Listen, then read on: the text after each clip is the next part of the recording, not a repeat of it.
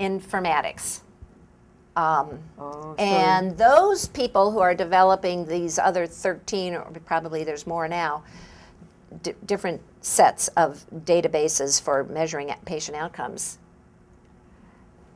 they're also focusing on all the negative indicators. It's very hard to change the mindset to start including some value-added indicators, or what I call positive outcomes. Have you worked with nursing organizations? Yes.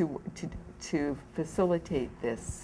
Yes, American Nurses Association is deaf to my suggestions or inquiries, and I've tried to get on their committees, and they really want high-tech informatic people, and that is not me. No,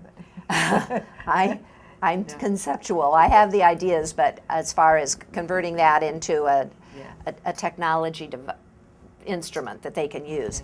But within the hospitals who hire me to implement comfort theory, for one reason or another, those hospitals are including the outcome of comfort in their individual databases.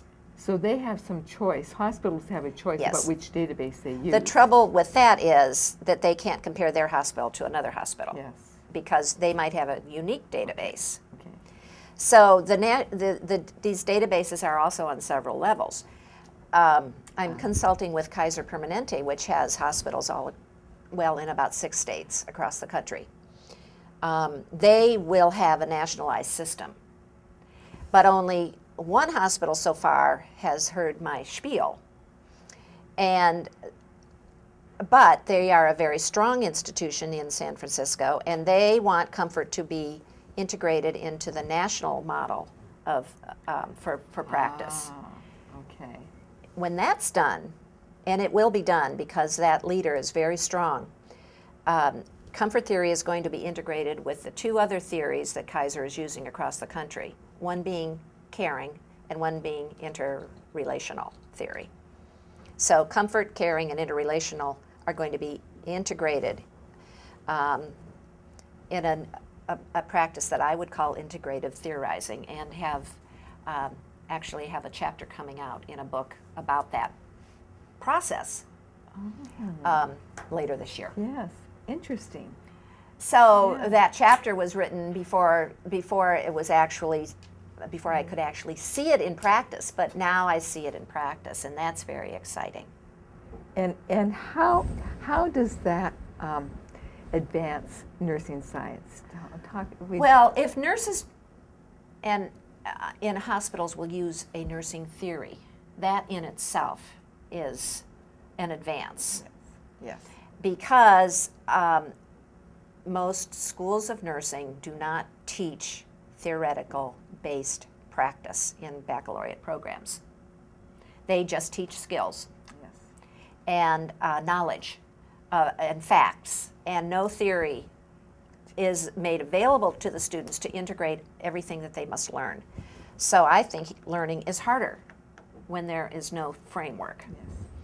And so it's interesting when I'm actually now working with practicing nurses, their administrators have decided everybody's going to use comfort theory.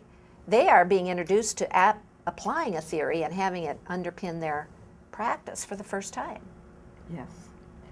So that's a challenge. That is a challenge.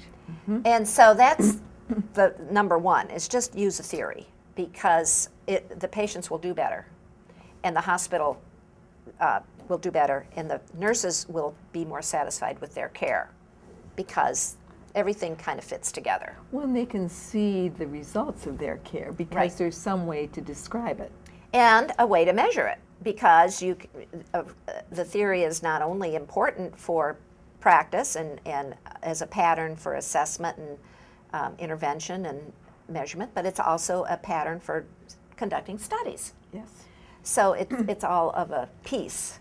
It's all of a piece. It So flows. I think that's how it advances practice primarily, is just using it. Use any theory will do that. But the integrating of the 3 theories. The integrating is Where's your just vision brings for that? in a broader perspective. My theory is started out to be just a patient outcome theory.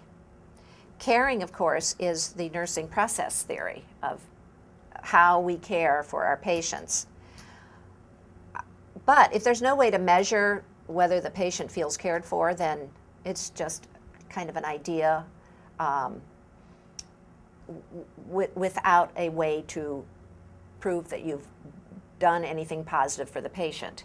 So caring is really nurse-focused. Right. And it's not connected to patient outcomes. Yes, it could be, though. So by integrating, we now have a way to say, well, this caring attitude increases the comfort of patients. The caring attitude would be the intervention, in my framework. And then the interactional or relational is a newer theory that I have the book, but I haven't studied it per se. And that's another focus on nursing process and not on the outcomes. So nursing behaviors. Behaviors, right. So my theory offers to those a way to measure, did the patient do better as a result of these behaviors of the nurse? Okay, so the contrast then is, the benefit then is really a melding of nursing-focused theories as well as patient-focused. Right. And exactly. it's an integrating, in a way to connect these these things and identify them and describe. Yes. And it's also a way to say, let's not throw out the baby with the bathwater. Kaiser in Cleveland really likes caring theory. They've embraced it.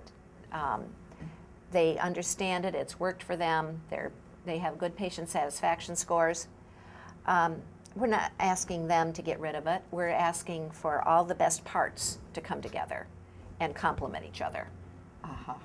So there's it removes the threat.